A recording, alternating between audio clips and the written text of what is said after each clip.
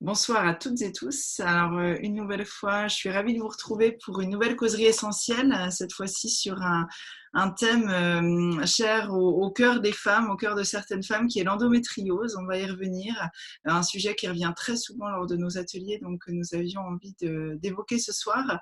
Juste un petit mot sur moi. Donc, je suis Valérie Guenec, thérapeute de l'enfant intérieur, conseillère bien-être doTERRA depuis quelques années maintenant. Et je suis très heureuse de faire cette causerie avec ma collègue Eva Doublet. Je te laisse dire un petit mot sur toi si tu veux, Eva. Eh bien, bonsoir à toutes. Je suis de nouveau très heureuse, moi aussi, de vous retrouver pour cette causerie que j'adore partager avec Valérie. Effectivement, moi, je suis praticienne en aromathérapie et conseillère bien-être aussi chez doTERRA depuis quelques années aussi. Et effectivement, en discutant avec Valérie, on s'est vraiment aperçu qu'on avait de plus en plus de questions dans nos ateliers sur l'endométriose et nous est venue l'idée de cette belle causerie. Super, ben merci encore voilà, de nous apporter ce soir des informations, tes connaissances et tes expériences par rapport à ça. Alors, première question que j'ai envie de te poser, d'abord, est-ce que tu peux nous en dire plus sur ce qu'est l'endométriose? Parce que peut-être qu'il y a des gens qui vont nous regarder qui n'en ont pas souvent entendu parler.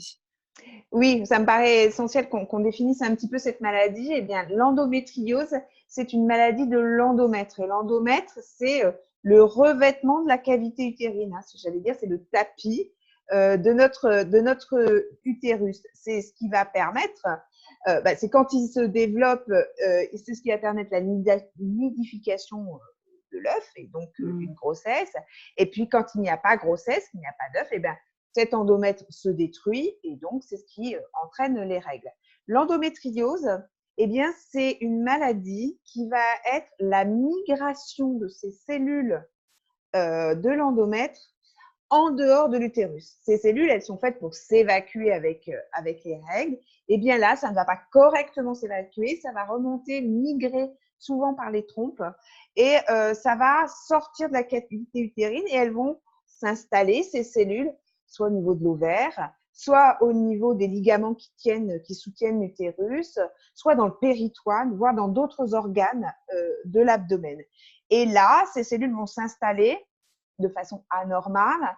Et bien évidemment, comme ce sont des cellules de l'utérus, elles vont réagir au cycle hormonal. Et bien évidemment, quand on va avoir des règles, elles vont aussi saigner. Mais le sang, là, ne va pas s'évacuer. Voilà, il n'y a rien pour que ça s'évacue. Donc, ça va faire des hématomes, des kystes, des nodules. Ensuite, ça devient un peu fibromateux, des cicatrices qu'on appelle voilà, un peu fibreuses, comme on appelle ça aussi sorte de bride. Donc, ça entraîne des douleurs abdominales importantes. D'accord, Donc, voilà ce qu'est l'endométriose, la maladie d'accord. en tant que telle. Ok, super.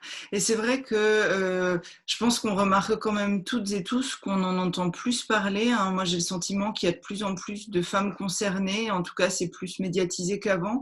Est-ce que toi, tu as entendu parler, voilà, de la raison pour laquelle cette maladie se répandrait, on va dire, davantage dans nos sociétés?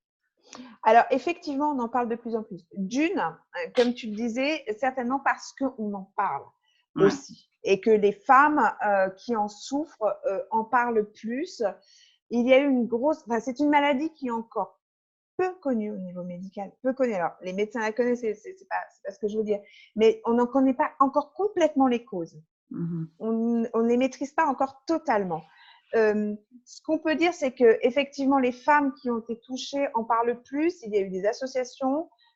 Aujourd'hui, on parle de 20% des femmes en âge de procréer seraient touchées par l'endométriose, ce qui est quand même énorme. D'accord. Ouais, c'est énorme. Euh, euh, la, la grande difficulté, alors notre ministre Agnès Buzyn en a parlé, la grande difficulté, c'est de le diagnostiquer. Il y a eu pendant longtemps, c'était une maladie un peu méconnue, et du coup, on se retrouve avec des 8 ans, 10 ans avant qu'on Mhm. pose un diagnostic d'endométriose. Donc, du coup, les femmes sont très avancées dans leur vie de femme. Donc, voilà, un retard et de nouveau des difficultés dues à l'âge pour avoir des enfants. Donc, ça a entraîné beaucoup de conséquences. Aujourd'hui, la ministre de la Santé a demandé qu'il y ait des recherches plus importantes chez les jeunes filles qui viennent en première consultation gynécologique à partir de 14 ans. D'accord? D'accord. Ok. Parce qu'on se rend compte qu'effectivement, il y en a de plus en plus. et qu'on avait tendance à dire que si on avait des règles douloureuses, parce qu'effectivement, l'endométriose est particulièrement douloureuse pendant les règles, on disait, oui, c'était presque un peu normal que les jeunes filles elles aient mal au ventre pendant leurs règles. Alors, non, les jeunes filles, les femmes qui ont des règles extrêmement douloureuses, parce qu'on en voit avec j'allais dire, un handicap. C'est-à-dire, quelquefois, on souffre tellement qu'on ne peut pas se lever, qu'on ne peut pas aller au lycée, qu'on ne peut pas aller au collège ou au lycée, qu'on ne peut pas aller travailler. Eh bien là, il faut quand même se poser la question d'une endométriose. Donc, je pense qu'il y a des choses qui sont en train de se mettre en place. Au niveau des causes, alors voilà, je relisais un peu la littérature. On parle de famille, donc d'une certaine hérédité, mais qui n'est pas encore prouvée. On parle d'exposition à des toxines pendant la phase embryonnaire, c'est-à-dire que ce serait les mères qui ont été exposées à des toxines pendant le développement de ces jeunes filles qui pourraient expliquer cette anomalie. Et puis, d'autres études sont en train d'être plus poussées sur le fait qu'on est beaucoup soumis aux perturbateurs endocriniens, type bisphénol, et qu'ils se demandent si ça n'entraîne pas ces conséquences-là. Mais aujourd'hui, il n'y a rien dans la littérature qui nous dise, voilà, alors on constate une augmentation, mais on n'en a pas encore les causes véritables. Je pense que c'est vraiment… D'accord, ok. Et du coup, alors là, tu parles de la première consultation en gynéco. Donc, ça veut dire que c'est une pathologie, entre guillemets, qui peut apparaître dès l'adolescence ou bien plus tard dans la vie. Enfin, c'est variable d'une femme à l'autre au niveau de l'apparition. Oui, tout à fait. C'est vraiment variable. De toute façon, cette maladie est très variable, tant qu'aux symptômes, qu'aux conséquences, que comment la femme va le vivre. Il faut vraiment individualiser l'endométriose. En revanche, on sait que ça peut commencer dès l'adolescence. Voilà. Et qu'il ne faut pas justement se dire, bon, elles ont mal au ventre, elles sont bien douloureuses, c'est pas grave, ça va passer. En plus, souvent, il y a j'en parlerai peut-être sur les symptômes, mais en plus, souvent, c'est que la douleur est de plus en plus importante. Aujourd'hui, on a le pic est 30 ans, mais comme ça va changer, je pense, dans les années à venir, c'est parce qu'on a un vrai retard sur le diagnostic. Ouais, sur le diagnostic. Voilà. Donc aujourd'hui, on a un pic de femmes aux alentours de 30 ans, mais en tous les cas, c'est vrai qu'à partir de la ménopause, on n'a plus de problématique. Donc c'est bien dans cette période-là. D'accord, ok. Et du coup, alors justement, au niveau des symptômes, tu dis aussi que bon, ça peut vraiment varier d'une femme à l'autre. Si tu énonçais là les symptômes connus, enfin les plus communs de l'endométriose, quels seraient-ils? Alors, c'est vrai que c'est très variable d'un individu à l'autre. On a certaines femmes qui ont l'endométriose, mais qui en fait en souffrent peu. C'est assez exceptionnel, je tiens à dire, mais qui ont des douleurs un peu plus importantes, mais c'est tout. Mais le grand symptôme sont quand même ce qu'on appelle des douleurs pelviennes, des douleurs bas du ventre, extrêmement douloureuses. Pour certaines personnes, on va jusqu'à des traitements morphiniques pour calmer les douleurs. Donc, c'est vraiment un des symptômes principaux, avec souvent une aggravation. Je dis, on a un peu mal, puis on a de plus en plus mal, et puis avec vraiment des douleurs tellement importantes que ça devient handicapant dans sa vie au quotidien. Ça peut entraîner des problèmes durant les relations sexuelles, les rapports sexuels. Pour certaines, ça va même, selon l'endroit où c'est, ça peut aussi avoir des troubles sur la fonction urinaire ou même fécale. Donc, voilà, ça va vraiment dépendre Et puis, on a quelquefois des douleurs qui sont tellement importantes et avec des masses tellement importantes qu'il y a nécessité d'aller vers la chirurgie. Donc, on peut avoir vraiment des troubles très importants. Un autre symptôme, ça peut être aussi la difficulté à avoir des enfants. D'accord, ok. Et du coup, tu parlais tout à l'heure de traitement à base de morphine. Donc cette pathologie-là, elle est accompagnée d'un point de vue médicamenteux aujourd'hui par les médecins, enfin les gynécos, etc. Donc avec voilà des traitements assez lourds. Oui, alors les traitements médicaux aujourd'hui connus, ce sont ce qu'on appelle les AINS, les anti-inflammatoires non stéroïdiens, c'est-à-dire des formes d'anti-inflammatoires plus fortes que l'ibuprofène. Et ça fait partie des traitements. Donc, ce sont les anti-inflammatoires. La problématique des anti-inflammatoires, c'est qu'elles font ces bulles. Voilà, donc des traitements hormonaux, beaucoup avec soit des pilules qui amènent oestrogènes et progestatifs, des pilules qui vont avoir plus de progestérone, voire des stérilés qui ne sont qu'à base d'hormones aussi. En fait, on va limiter les règles. D'accord. Comme la problématique, c'est quand même l'évacuation de ces cellules de l'endomètre et puis des douleurs pendant les règles. Et là, on essaye de limiter les règles. Donc, il y a ce premier type de traitement. C'est les plus connus. Ce sont donc les anti-inflammatoires et les traitements hormonaux. Et il peut y avoir même des traitements qui sont faits, mais là, qu'en milieu hospitalier, par des injections mensuelles. Donc, ça, c'est un traitement très lourd avec de lourdes conséquences. Et puis, c'est associé avec des antidouleurs. D'accord. Ok. Des antalgiques puissants. D'accord, ouais, donc j'imagine aussi pas mal d'effets secondaires du coup. Voilà, et puis ce qu'on n'a pas dit non plus, je n'ai pas précisé dans les symptômes, mais c'est souvent accompagné de fatigue, parce que quand vous souffrez beaucoup, c'est aussi accompagné d'une fatigue chronique. Donc la douleur, c'est le fait de prendre des médicaments, et qui fatiguent plus la douleur, donc c'est aussi très fatigant. Et puis de toute façon, pour certaines personnes, on était même obligé d'arriver à la chirurgie. Ouais, c'est ça. Oui, puis c'est vrai que toutes les femmes en général qui témoignent qu'on rencontre parlent effectivement de handicap dans son quotidien, c'est-à-dire lié à tous ces symptômes que tu énonces, une difficulté à vivre normalement. Donc, ouais, quelque chose d'assez lourd, effectivement. Alors, du coup, nous, le sujet qui nous passionne et qui nous rassemble, en tout cas ce soir et souvent, ce sont les huiles essentielles. Pour toi, quel est l'intérêt, du coup, d'accompagner cette pathologie avec des huiles essentielles? Alors, ce que je voudrais préciser vraiment en premier temps, c'est que pour toute personne qui souffre d'endométriose, il faut bien évidemment un suivi gynécologique. Ouais. C'est prioritaire. Ce que je veux dire, c'est que nous, on va pouvoir vous aider, on va pouvoir vous accompagner. Ça va être des solutions supplémentaires, des béquilles, mais bien évidemment, mon discours est qu'il est bien nécessaire pour éviter d'avoir des effets secondaires, de quand même bien suivre votre endométriose, de bien suivre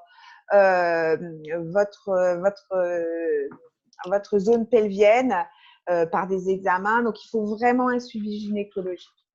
Ensuite, peut-être pour pallier certains médicaments, selon les effets secondaires que vous avez, eh bien, on peut avoir vraiment une aide avec les huiles essentielles.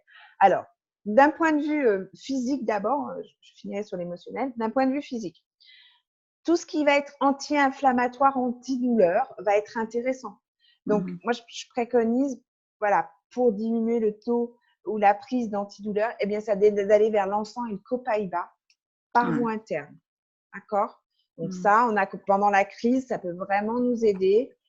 Copaïba encens en interne. Évidemment, les huiles qui sont très utilisées parce que c'est extrêmement douloureux, on a le ventre très congestionné, ça circule plus, ça circule mal en fait, en plus, sont préconisées dans l'endométriose les huiles d'Achillée millefeuille. Donc on a beaucoup de chance parce que ça vient de rentrer. C'est le yarrow. L'Achillée millefeuille, le géranium et le cyprès.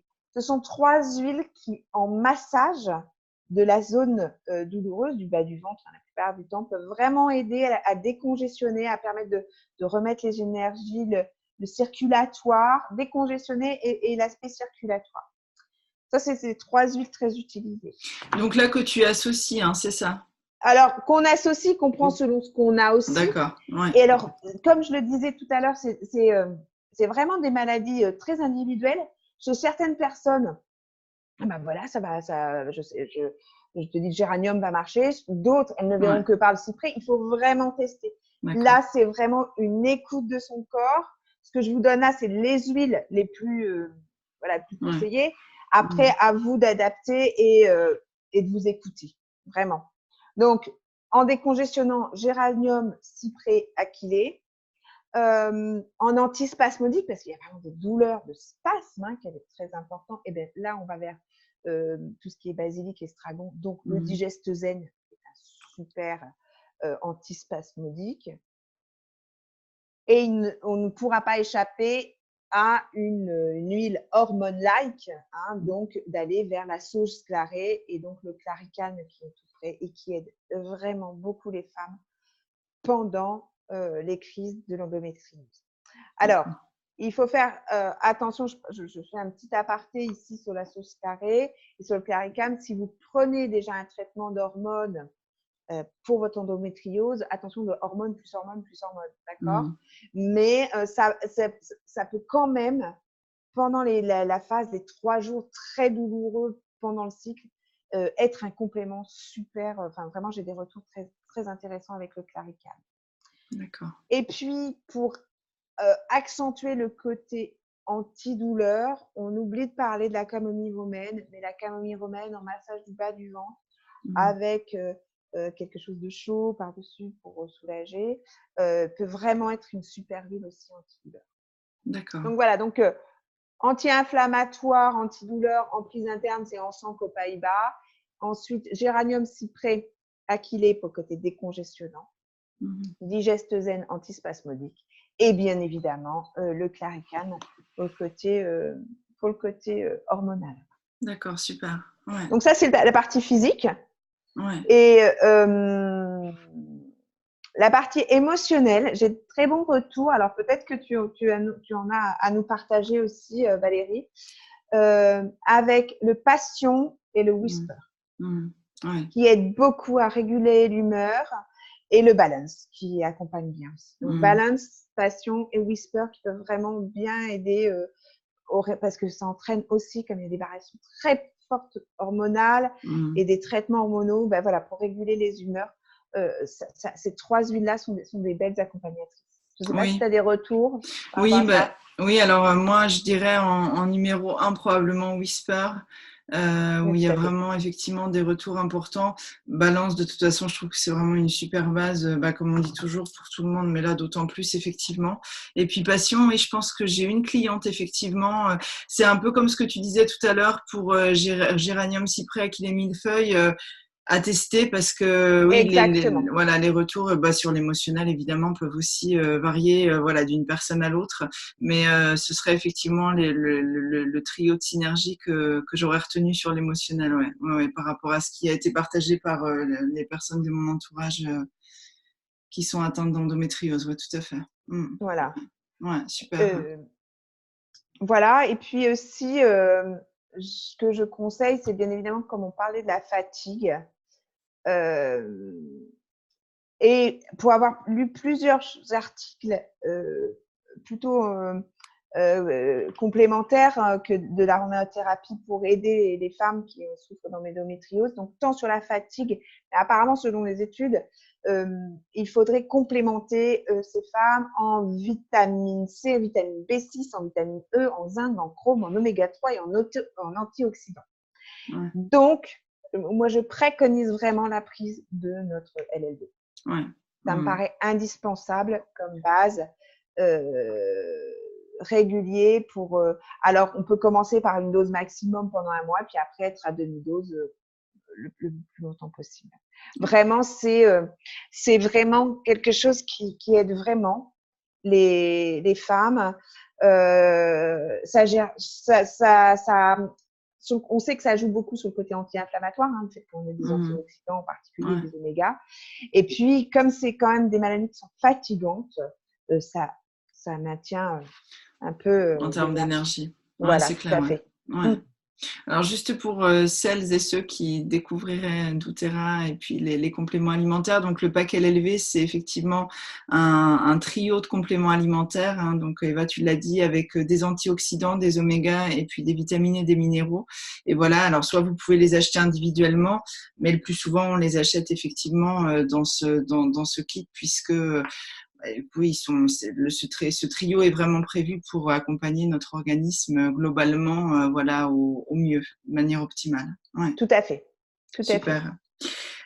Comme tu parles justement de ces compléments alimentaires, qu'on est dans la période automnale, on va là, plus ou moins toutes et tous, débuter une détox. Est-ce que c'est une démarche qui te semblerait intéressante justement pour les femmes touchées par l'endométriose ? Alors oui, parce que là encore, pour avoir vu dans la littérature et particulièrement en naturopathie, l'accompagnement des femmes souffrant d'endométriose. En fait, on se rend compte, enfin, il est conseillé par la naturopathe de partir sur une alimentation anti-inflammatoire. Et notre programme de détox est particulièrement anti-inflammatoire. Et on parle aussi de nettoyage du foie parce qu'il faut quand même savoir qu'il faut éliminer tout ça, qu'il y a un syndrome inflammatoire presque constant dans l'endométriose.